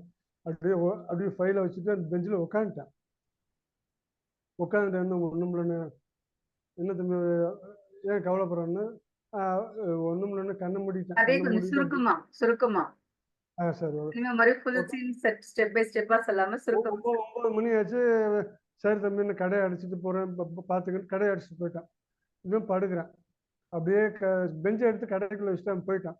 இவன் இந்த கடை வாசல்ல தலை சாய்ந்து படுத்திருக்கேன். கண்ணில் தண்ணி வந்து அழுகுறான். அழுதுட்டே வரும்போது கரெக்டாக 9:30 ஆகுது. கண்ணை மூடி அழுதுகிட்டு இருக்கேன். திடீர்னு ஒரு கை வந்து மேலே தொடுது. யாரா இந்த இடத்துக்கு யாரா நம்ம தொடுறான்னு பார்த்தா ஒரு முஸ்லீம் ஹேண்டிகேப்ட் வந்து குள்ளா போட்டு கால் இருந்து முடம், ஒரு ஒத்த கால் முடம். அவர் வந்து தள்ளிட்டு வர்றாரு. தம்பி உன்னை ரொம்ப நாளா தம்பி, என்ன தம்பி எப்படி இருக்காங்க? ஐயா நீங்க யாருங்க? இல்லை நான் காலையில என் வீட்டுல இருந்து இப்போ வியாபாரத்துக்கு கிளம்புவேன். போகும்போது நீ டீ சாப்பிட்டு உற்சாகமா கிளம்பு. நீ கிளம்புறது எனக்கு சந்தோஷமா இருக்கும். இந்த வயசுல பையன் சுறுசுறுப்பா இருக்காங்க அப்படின்ட்டு. ஆனா வரும்போது அவனும் நோட் பண்ணியிருக்கான். வரும்போது நீ இப்படி வந்து சோகமா படுத்திருக்க. என்னப்பா நடந்துச்சு? என்ன விஷயம் சொல்லு. இல்லைங்க நான் அப்ப சொல்லேன், இந்த மாதிரி வேலை தேடி அலைஞ்சு 3 வருஷமா எங்க அப்பா இல்லை ஃபேமிலி நிலவரத்தை கூட சொல்லிட்டான். 3 வருஷமாச்சுன்னா இப்போ வேலை கிடைக்காம ரொம்ப கஷ்டமா இருக்கு, என்ன பண்றேன்னு தெரியல அப்படின்னு சொல்லி ரொம்ப ஒரு சோகமா இருக்கும்போது இந்த முடமானம் வந்து அந்த ஹேண்டிகேப் சிரிக்கிறேன். நான் என் சோகம் உங்களுக்கு சிரிப்பா தெரியுதாண்ணா? ஏன்னா அப்படி அப்படின்னு சொல்லி, இல்லை தம்பி உன்னை சொல்ல கோச்சிக்க மாட்டிய. இப்ப என்னைய பாரு, காலை இந்த ஒத்த காலை தூக்கி அனுப்புறேன். இந்த கால் இருக்கு இல்லையா? ஆமாண்ணா கால் இல்லை. இந்த கால் இருக்கா? கை கொஞ்சம் கோணல். ஆனா நான் சக்கரை நாற்காலி வச்சு இந்த பாரு, இங்கிட்டு பாரு, என் முன்னாடி பாரு, இந்த சாம்பு பாக்கெட், சேகத்தூள் பாக்கெட்டு, அந்த ஊறுகாய் பாக்கெட்டு இதெல்லாம் தள்ளிட்டு காலையில் கிளம்புவேன். போயிட்டு அந்த ஒவ்வொரு பஸ் ஸ்டாப்புக்காக நாக்கால் தள்ளிட்டு போவேன். டெய்லி எனக்கு வருமானம் குறைஞ்சபட்சம் 1 மணி நேரத்துக்கு ஒரு நான் கொண்டு போகிற சரக்கு தீர்ந்துடும். என் பொண்டாட்டி என்னை எங்கே இருக்கணும் வந்து தேடி மற்ற சரக்கை இந்த சக்கரை நாற்காலியில் வந்து மாட்டிட்டு வீட்டுக்கு போயிடுவான். டெய்லி குறைஞ்சு நான் 400 500 குறையாமல் சம்பாதிக்கிறேன். உன்னால் நம்ப முடியுதா அப்படின்னு அந்த ஹேண்டிகேப். நான் என்னென்ன சொல்றீங்க இப்படியே, இது எப்படி சாத்தியம்? தம்பி நீங்க என்ன பாரு, நீங்க நான் இதுக்காக சொல்ல, இந்த உற்சாகம் உழைக்கிறதுல உனக்கு உற்சாகமும் உறுதியும் வேகமும் இருந்துச்சுன்னா படிப்பு ஒரு தடை. நான் என்ன எம்ஏ கிராஜுவேட், கோல்டு மெடல். சொல்லுங்கய்யா. ஐயா பாண்டுரங்கன் ஐயா என்னாச்சு? ஹலோ பாண்டுரங்கன் ஐயா சொல்லக்கூடிய விஷயம் என்னன்னா, ஒரு நல்லா படித்த ஒரு இளைஞர் அவங்க வீட்டுல கேட்டுட்டே இருக்காங்க வேலைக்கு போலையான்னு சொல்லிட்டு. இவரும் வேலைக்கு போறாரு, ஆனா வேலை கிடைக்கல அப்படின்ற வருத்தத்துல இருக்காரு. அப்பா கிட்ட என்ன நீ வந்து உனக்கு என்ன? அப்ப எனக்கு இப்ப வயசு 48, உனக்கு வயசு என்ன? நான் எனக்கு 23 வயசு. இந்த வயசுலயே தாடியை வளர்த்து தெரியுற. உன் வயசுல இந்த மாதிரி இப்ப இருக்கலாமா? முதல்ல யோசிச்சு பாரு அப்படின்னு. என்ன சொல்றீங்க? ஆமா தம்பி, இப்ப ஒண்ணும் இல்ல. அடுத்தவன் உனக்கு வேலை கொடுக்கலன்னா நீ அடுத்தவனுக்கு வேலை கொடு. நீ எது அடுத்தவனே உனக்கு வேலை கொடுக்கணும் எதுக்கு எதிர்பார்க்கிறா? நீ வேலை கொடு.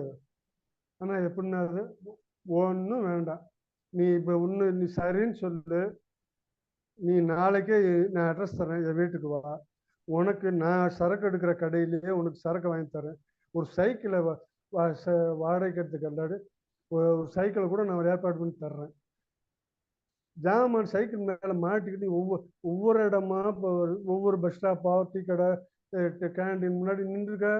அவன் வந்து வாங்கிட்டு போயிட்டு நீ எங்கே கூப்பிட வேண்டாம். அவன் காசை கொடுத்து உனக்கு ஜாமான் வாங்கிட்டு போய்கிட்டே இருப்பானு. பாட்டு பிஸி, நீ பிஸியா மாறிடுற. கூட ஒரு 2 வருஷம் அப்படியே எல்லா சென்னையில எல்லா ரோட்லயும் நடந்து நீ பாட்டு போயிட்டு இருந்து 1 மணி நேரத்துக்கு ஒரு சரக்கு காலியாயிரும். இப்படியே 2-3 வருஷத்துக்கு நீ தனியா கடை போட்டுடல தம்பி. உன்கிட்ட இருந்த வேகம் என் வயசுக்கு நான் நடக்க முடியல. நானே இந்த வேலை பார்த்து சம்பாதிக்கும் போது உன்னால எவ்வளவு வேலை பார்க்க முடியும்? யோசிச்சு பாரு, நீ எவ்வளவு சம்பாதிப்பா? யோசிக்கிறேன். ஒரு ஹேண்டிகேப்டு இவ்வளவு உற்சாகமா தன்னம்பிக்கையோட இந்த வயசுல சம்பாதிக்கிறாரு. இப்படி பண்றாரு. நம்ம போய் இப்படி நம்ம 23 வயசு ஆச்சு, இன்னும் எவ்வளோ வருஷம் இருக்குது, நம்ம இப்படி வேலை இல்லையே என்ன பண்ண போறோம்னு அழுதுகிட்டு இருக்கணும். சே, அவனுக்கு அவன் மேலே வெக்கமா இருக்கு.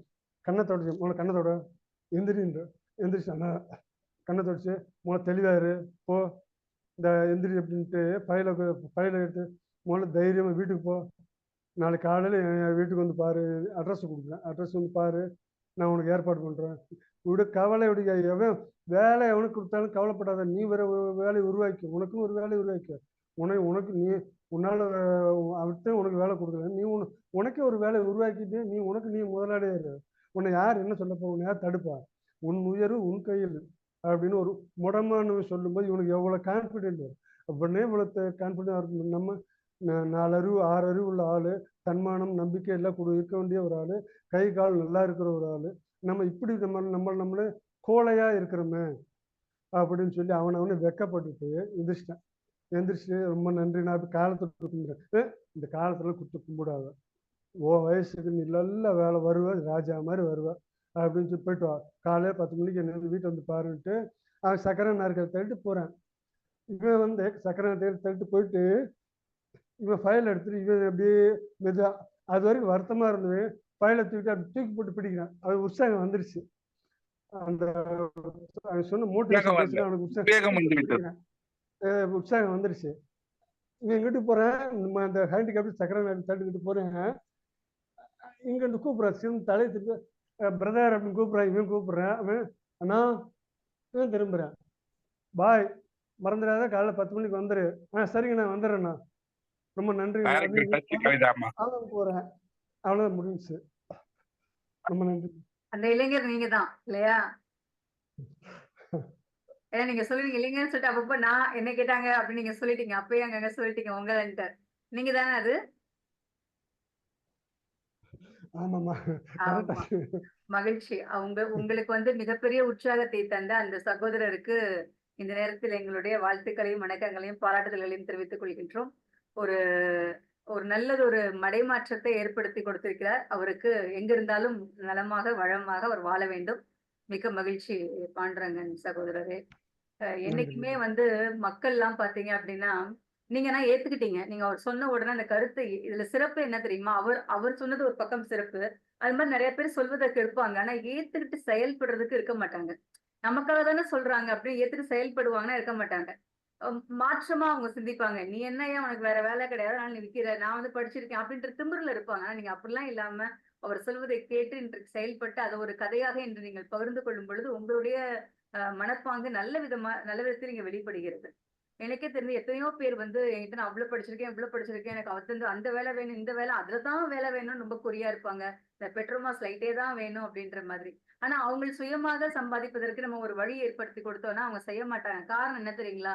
சுயமா வேலை செஞ்சா நிறைய உழைக்க வேண்டி இருக்கும், ரிசல்ட் ஓரியன்ட் விஷயமா இருக்கும். அதனால அவங்க தயாரா இருக்க மாட்டாங்க. இதே யார்கிட்டயாவது ஒரு வேலைக்கு போய் உட்காந்துட்டோம் அப்படின்னா அப்படியே சும்மா பெஞ்சு தேய்ச்சிட்டு வந்துடலாம், காசு கொடுத்துருவாங்க அப்படின்ற ஒரு நம்பிக்கையில அது மாதிரி வேலையை தேடிதான் போகணும்னு நினைப்பாங்களே தவிர, ஒரு சுயமா சம்பாதிச்சு சுயமா சந்தை கொள்ள நிக்கணும். நீங்க சொன்ன மாதிரி வேலை கிடைக்கலாட்டினா என்ன, நீ 4 பேத்துக்கு வேலை கொடு அப்படின்னு அவர் சொன்னாரு, நீங்க கேட்டீங்க இல்லையா? அது மாதிரி கேட்கக்கூடியவர்களா இருக்க மாட்டாங்க. ஏதோ நம்ம காலையெல்லாம் வர ஒரு சம்பளம் வருது நமக்கு போதும் அப்படின்ற மனப்பான்மையில நிறைய பேர் வந்து உழைப்பதற்கு சோம்பேத்தனப்படக்கூடியவர்கள் இது மாதிரி நிறைய பேர் இருக்காங்க. அதற்கு மத்தியில நீங்க வந்து ரொம்ப சிறப்பா 2 பேர்த்துடைய எதுவுமே இருக்கு. ரொம்ப மகிழ்ச்சி பாண்டுரங்கன் சகோதரரே. நீங்களும் பல ஒரு சின்ன விஷயம், அடுத்த வேலை கொடுக்கணும்னு எதிர்பார்க்காம தனக்குத்தானே வேலையை உருவாக்கிட்டு ஒவ்வொருத்தனும் முன்னேறிட்டானா நாட்டுல வேலையில்லா திட்டத்தும் இருக்கு. நிச்சயமாக நீங்க 100க்கு 100 உண்மை. இதை நான் பல முறையா நாங்க வந்து அனுபவிச்சிருக்கோம். காரணம் என்னன்னா, சுய முன்னேற்ற தொழில் வாய்ப்பு குறித்து நிறைய இடத்துல நம்ம பேசியிருக்கோம். என்ன படிச்சிருக்கீங்க? +2 மட்டும்தான். ஆனா உங்களுடைய கதையில அந்த பையன் இன்ஜினியரிங் சொன்னீங்க தானே? நான் நீங்க இன்ஜினியரிங் நினைச்சேன். கதைக்காக கொஞ்சம் விஜய் மாதிரி ஆயிட்டீங்களா? ஜில்லா படத்துல விஜய் நம்ம தாத்தா இல்ல கவிதாமா, பாண்டுரங்கன் அண்ணா எப்படி சொன்னார்னா, இப்ப சீன் ஓபன் ஆகுது அப்படின்னாரு.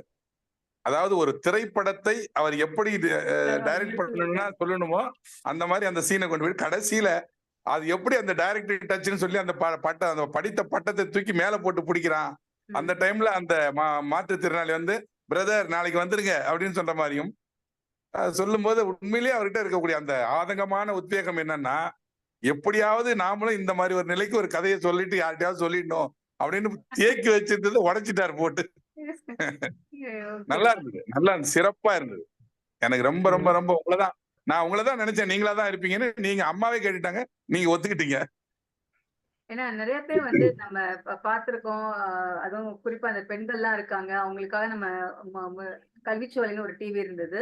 இப்பயும் இருக்கிறது. மாணவர்களுக்கான பலவிதமான நிகழ்ச்சிகள் அவங்க கொடுத்துட்டு இருக்காங்க இலவசமாக. அவர்கள் நாங்களும் இணைஞ்சு ஒரு ப்ரோக்ராம் பண்ணோம். தொழில் முனைவோருடைய பெண்களுக்காக. அது குறிப்பா இது மாதிரி பண்ணும்பொழுது நாங்க உங்களுக்கு எல்லா வாய்ப்பும் ஏற்படுத்தி கொடுக்குறோம்னா, வேலை பார்க்கறதுக்கு ரொம்ப சோம்பேறித்தனப்படக்கூடிய பெண்களாக எங்க கண்ணுக்கு முன்னாடி தெரிஞ்சாங்க. அதனால வரல. எங்களுக்கு வேலை வாங்கி கொடுங்க அப்படின்னு சொல்றாங்களே ஒழிய, வேலையை உருவாக்கி கொடுத்தாலும் அவங்க வாங்கிக்கிறதுக்கு நிறைய பேர் தயாராகல.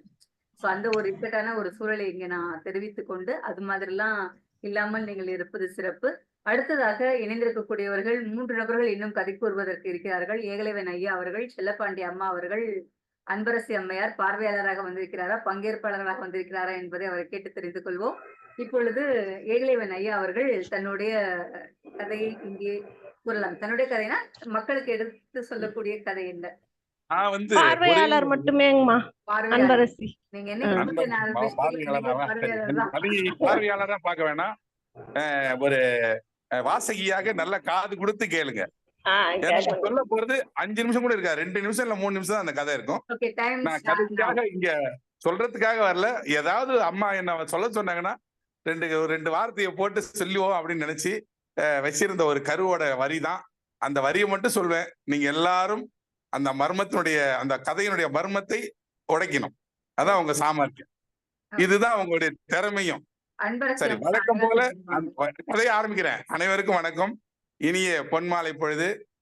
சென்எக்ஸ் குடும்பத்தினுடைய நிறுவனர் அம்மா கவிதா அம்மா அவர்களுக்கும் அவளை சார்ந்த அங்கத்தினர் அத்தனை பேருக்கும் என்னுடைய அருமை தோழி தம்பி சதீஷ்குமார், செல்லப்பாண்டி அம்மா, அறிவன் பிணி தீர்ப்பான், ஐயா பாண்டுரங்கன் அருமையான சொன்னாங்க. அத்தனை பேருக்கும் சிறந்தாழ்ந்த பொன்மாலை வணக்கத்தை தெரிவித்துக் கொண்டு கதைக்கு செல்கின்றேன். நல்ல கவனமா கேளுங்க. கேள்வியை திருப்பி என்ன கேட்க கூடாது. மர்மம் நிறைந்த கதை, மர்ம கதைன்னே வச்சுக்க வேண்டியது. சின்ன கதை தான், ஆனாலும் நீங்க கண்டுபிடிக்க பார்ப்போம். வழக்கம் போல் அந்த வங்கி எப்பொழுதும் போல் அன்றைய தினத்தில் திறந்திருந்தது, நடந்து கொண்டிருந்தது. எல்லோரும் வரவும் போகவுமாக இருந்தார்கள். வங்கியிலே வேலை செய்யக்கூடிய அத்தனை பேரும் அவரவர்களிடத்திலே அமர்ந்து தங்களுடைய வேலையை தானே செய்வது என்பது போல் அழகான முறையில் அந்த வங்கி நடந்து கொண்டிருந்தது. வங்கி கணக்காளர், ஆய்வாளர், மேனேஜர் என்று சொல்லக்கூடிய வங்கியினுடைய அதிகாரி ஆகிய அவரவர்களிடத்திலே அவரவர்கள் அமர்ந்து வேலை பார்த்து கொண்டிருக்கிறார்கள். பொழுது சிறிது சிறிதாக மேல் நோக்கி நகர்கிறது. அதாவது அதிகாலை பொழுது 9:30 மணிக்கு திறந்த வங்கி 10 ஆகிறது. சந்திரகுமார் என்று சொல்லக்கூடிய வங்கியினுடைய நுகர்வர் அவர். அதாவது பணம் போடுவது எடுப்பது என்பது மட்டும்தான். அன்று பணத்தை எடுப்பதற்காக வங்கிக்கு உள்ளே நுழைகின்றார். எப்பொழுதும் போல் வங்கியிலே இருக்கக்கூடியவர்கள் அங்கே இருந்து கொண்டிருக்கிறார்கள். எல்லோருக்கும் வணக்கம் சொல்வதை போல அனைவருக்கும் வணக்கம் என்று சொல்லிவிட்டு வங்கியினுடைய அதிகாரியிடத்திலே, தலைமை அதிகாரியிடத்திலே செல்கின்றார். நான் வங்கியிலே பணம் போட வந்திருக்கின்றேன் என்று சொல்கின்றார். உடனே அதற்கு வங்கி அதிகாரி சொல்கின்றார், இப்பொழுது பணம் போட முடியாது, இன்று வங்கியிலே ஆய்வு கணக்குகள் நடக்க இருக்கின்றன, ஆகவே நீங்கள் சென்று வாருங்கள் என்று சொல்கின்றார். உடனே அவர் சொல்கின்றார், இவ்வளவு பணத்தை நான் வங்கியிலே போடுவதற்காகத்தான் எடுத்து வந்தேன். வேறொரு எனக்கு நிகழ்விலே கிடைத்த பணத்தை நான் எடுத்து மீண்டும் கொண்டு போய் வீட்டிலே வைத்தால் வேறு ஏதாவது அதை இழந்து விட்டால் நான் பிரச்சனையாகிவிடும். ஆகவே எவ்வளவு பணம் என்று கேட்கின்றார். ஒரு குறிப்பிட்ட தொகையை சொன்ன உடனே அந்த வங்கி அதிகாரிக்கு ஒரு சந்தோஷம் வந்து விடுகிறது. கிட்டத்தட்ட வங்கி அதிகாரி தமிழோ அல்லது தமிழ் தெரிந்த ஒரு வட மாநிலத்தாராக நீங்க வைத்துக் கொள்ளலாம், தப்பில்லை. மனசுல வச்சுக்கிங்க. அதை என்கிட்ட அந்த கேள்வி கேட்க கூடாது, அதனால அதையும் சொல்லிடுறேன். அதனால அவர் என்ன செய்கிறார், சரி நீங்க பணத்தை கொடுத்து விட்டு நீங்கள் சென்று நான் உங்களுக்கு வங்கியுடைய பணத்தை கொடுத்ததற்குண்டான ஆதார சீட்டை மட்டும் கொடுக்கின்றேன், ஆனால் கணக்கை இப்பொழுது பற்றி ஏற்ற முடியாது, ஆகவே நாளை வந்து அந்த சீட்டை வாங்கிக் கொள்ளுங்கள் என்று சொல்கின்றார். உடனே அதையும் ஒத்துக்கொள்கின்றார். சந்திரசேகரன் குமார் என்று சொல்லக்கூடிய அந்த வங்கியினுடைய தொடர்பாளர் என்ன செய்யறாரு, ஒத்துக்கிட்டு வெளியே வராப்புல. வெளியே வந்த உடனே அங்க வங்கியில் உள்ள நடக்கக்கூடிய நிலைகளை பார்க்கின்றார். பார்த்தா ஏதோ ஒரு மாற்றம் அவருக்கு மனசுல தெரியுது.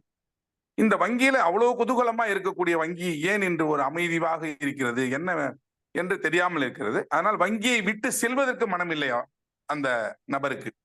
அவர் வங்கியை விட்டு சற்று தூரம் தள்ளி ஒரு மரத்தடியில் அமர்ந்து கொண்டு யோசிக்கின்றார்.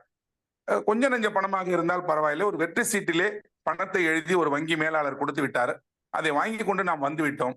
பணத்திற்கு நாளை வரவு சொல்லிவிட்டார். நாளை ஏதாவது ஆகிவிட்டால், அவர் ஒரு மாறுதல் கோரி சென்று விட்டால் என்ன செய்வது என்பதற்காக யோசித்து பார்க்கிறான்.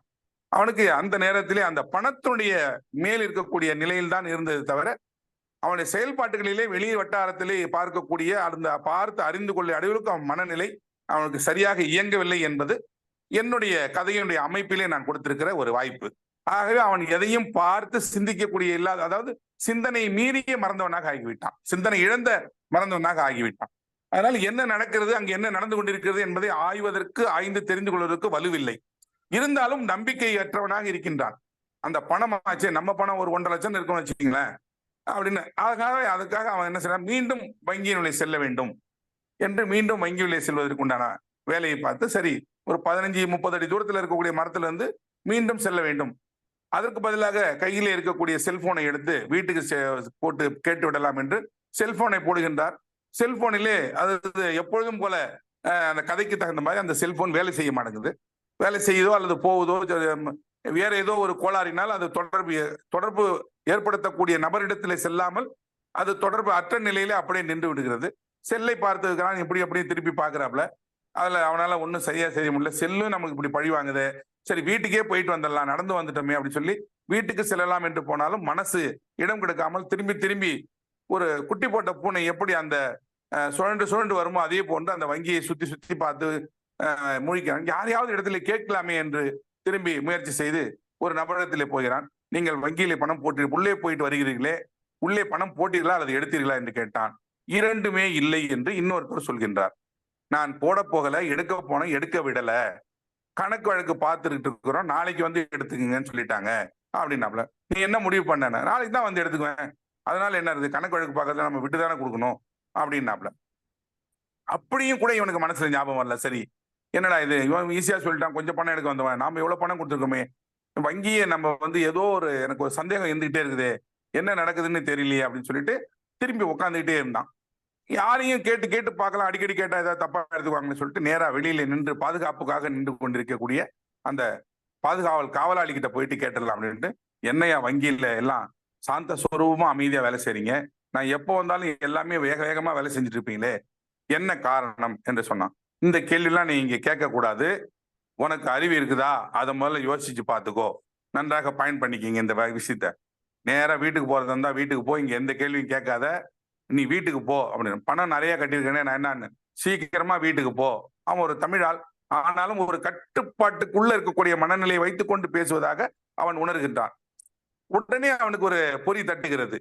இனி நாம வந்து தாமதித்துட்டு இங்க உட்காந்துட்டு வேடிக்கை பார்க்கறத வீட்டுக்கே போயிடலாமே, அங்க போய் ஏதாவது பேசினாலும் ஏதாவது ஒரு வாய்ப்பு வழி கிடைக்கும் அப்படின்னு சொல்லிட்டு வீட்டுக்கு போகிறான்.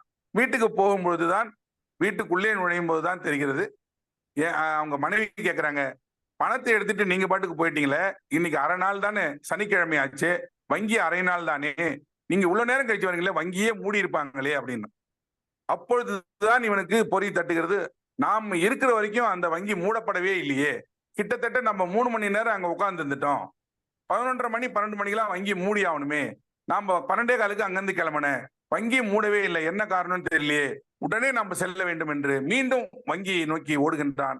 அங்கே ஓடி பார்த்தால் வங்கி பூட்டப்பட்டிருக்கிறது. ஆனால் அதிர்ச்சியான செய்தி அவனுக்கு கிட்டுகிறது. அது என்னவாக இருக்கும்? வங்கியில் பணம் கொள்ளை போயிருக்கும் ஐயா. போயிருக்கும், அதற்காக இருக்கிறார்கள். ஒன்று. இரண்டாவது, வங்கியில் பணம் கொள்ளை போயிருக்கும் என்றால் வங்கியில் வேலை செய்தவர்கள் யாருமே இல்ல, வந்தவனே சிறைப்படுத்தப்பட்டிருக்கலாம் ஐயா, வங்கிக்குள் சிறைப்படுத்தப்பட்டிருக்கலாம். அப்ப அவங்க எங்க போனாங்க? அப்படியே தானே சார் வங்கி, அவங்க மதியம் தான் வந்திருக்காங்க.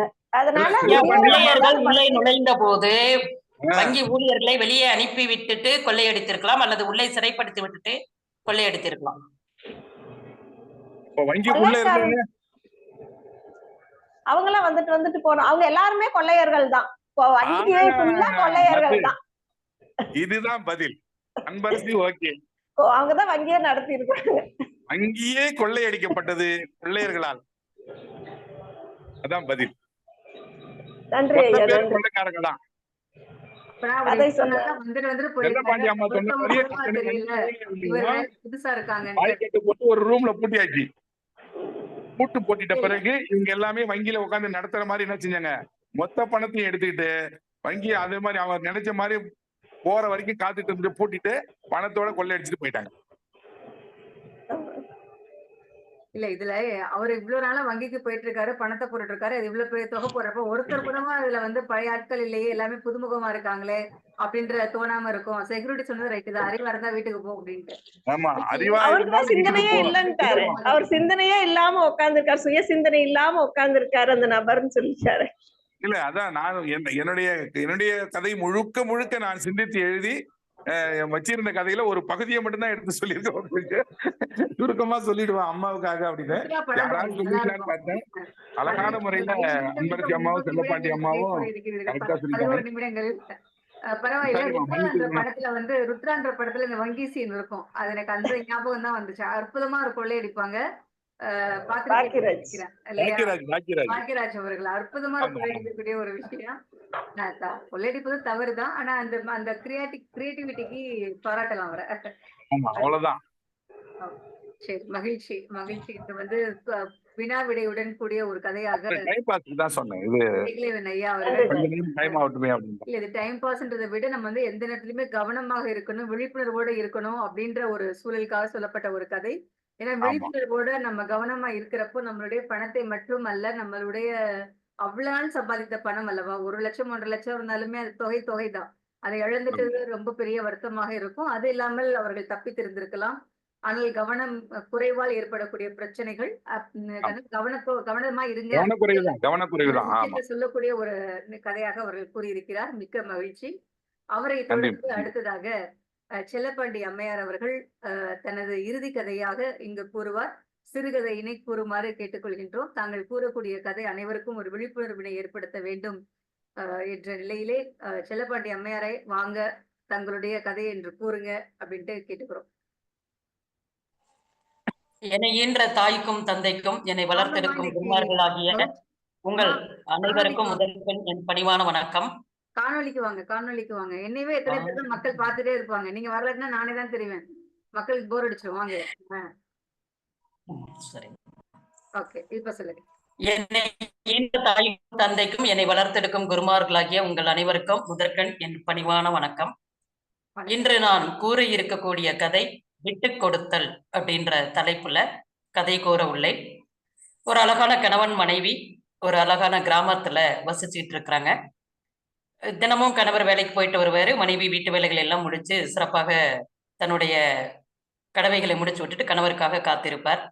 இப்படியே சென்று கொண்டு இருக்கக்கூடிய வாழ்க்கை முறையில் ஒரு நாள் கணவர் வந்து தாமதமாக வருவேன் என்பதை கூற மறந்து விட்டார்.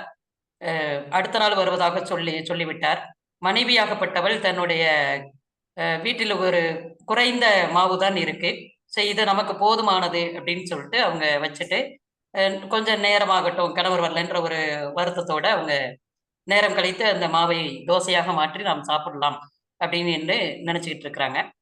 இப்படி நினைத்து கொண்டு இருக்கும் பொழுது திடீரென்று கணவர் வந்து விடுகிறார். இரவு 11:30.